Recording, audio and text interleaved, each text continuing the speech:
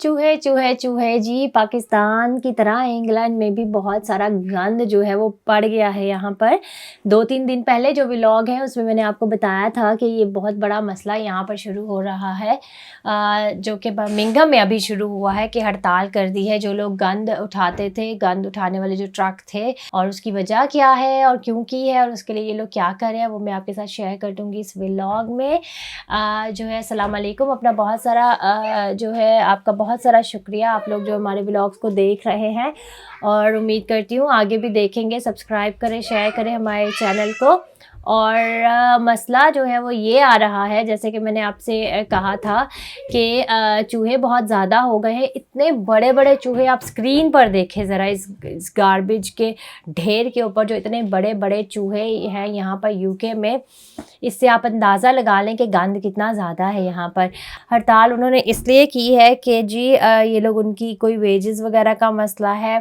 तो अब उसमें क्या हो रहा है कि लोगों के घरों के बाहर जो है कचरे का ढेर लग रहा है और जो है लोग वहाँ पर बहुत सख्त परेशान है स्मेल की वजह से, चूहों की वजह से, जर्म्स की वजह से, बच्चों के हालात की वजह से, और बहुत जो है सख्त परेशानी का बायस बन चुके हैं ये लोगों के लिए। अब इन्होंने क्या किया है, फौज होती है वो भी इन्वॉल्व हो गई है इस चीज़ में, और फ़ौज भी जो है वो इनके साथ काम कर रही है ताकि वो इस मसले का कोई हल निकाल सके।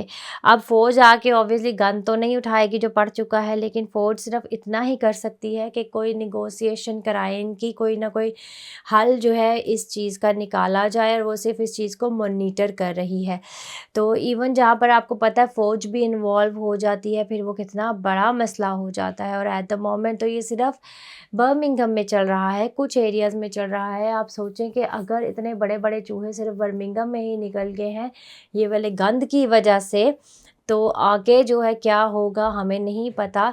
तो लंदन और जो मैनचेस्टर और जो बाकी सब लिवरपूल वगैरह है, ये सब बर्मिंघम के आधा उधर है और आधा इधर है, मतलब मिडल में वो है।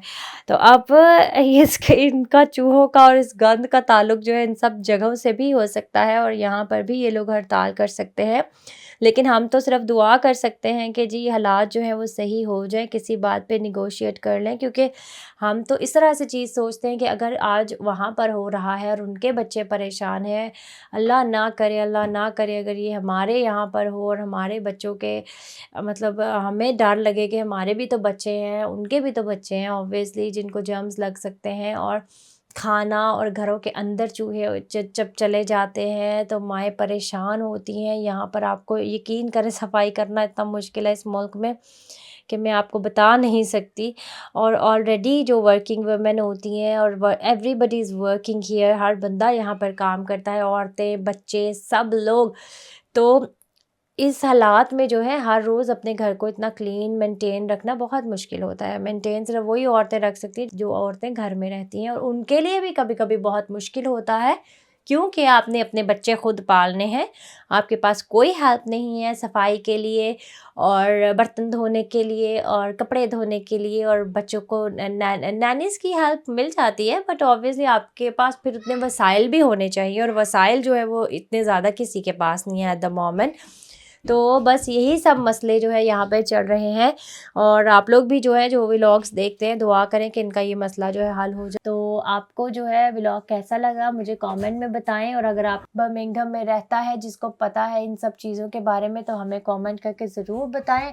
और जो है अपना बहुत सारा ख्याल रखिएगा। कल के व्लॉग तक के लिए खुदा हाफिज़।